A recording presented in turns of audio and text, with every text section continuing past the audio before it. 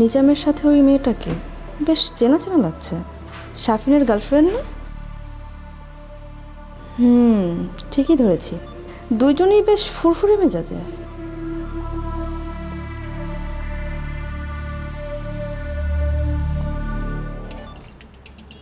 বস বসো। এবার বলো তিতাস, নোমানের কি ইনফরমেশন তুমি এনেছো? বস ছোট্ট একটা ইনফরমেশন পেয়েছি, কিন্তু সেটা কতটুকু কাজে লাগবে সেটা বলতে পারতেছি না। কি ইনফরমেশন? ইনফরমেশনটা হচ্ছে নোমানকে একটা সরকারি হাসপাতালে ভর্তি করা হয়েছে, এবং অন্য একটা নামে, যেন কেউ তাকে খুঁজে না পায়। যে নামেই ভর্তি হোক, সবচেয়ে বড় কথা ওই দিন হাসপাতালে যে যে রোগী ভর্তি হয়েছিল সবাই তো আর নোমানের মতো জীবন মৃত্যুর সন্ধিক্ষণে নেই। এইটাই তো খুঁজে বের করার একটা পয়েন্ট হতে পারে। হ্যাঁ বস, সেটা অবশ্যই সম্ভব।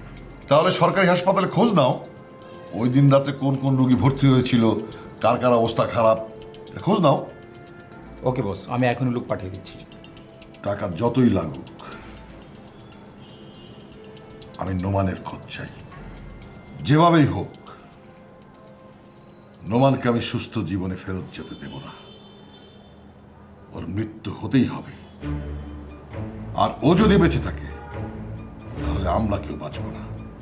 বস, আপনি কোনো চাপ নেবেন না, আপনি যেভাবে বলবেন ঠিক সেইভাবেই তাড়াতাড়ি কাজটি করে আপনাকে জানাবো।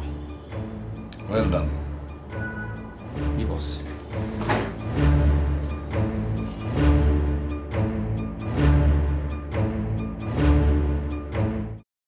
স্যার, আপনি যে কলেজটার কথা বলেছিলেন এখানে সেই কলেজগুলো আছে।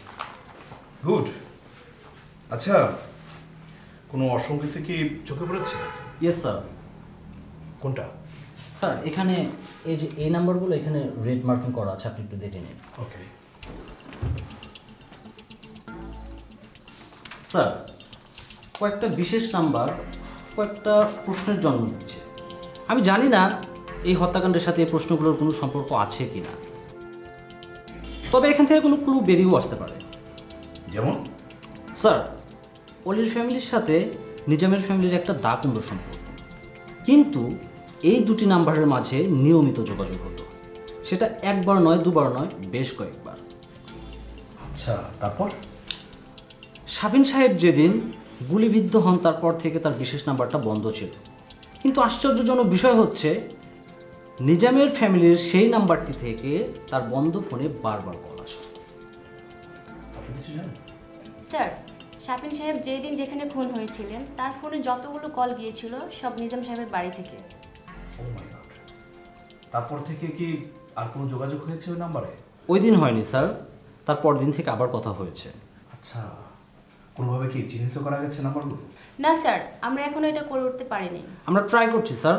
ওকে, নো প্রবলেম, আপনারা ট্রাই করতে থাকেন। স্যার, শাফিনের সাথে একটা নাম্বারে নিয়মিত কথা হতো, সম্ভবত সে তার গার্লফ্রেন্ড। তাই নাকি? জি স্যার।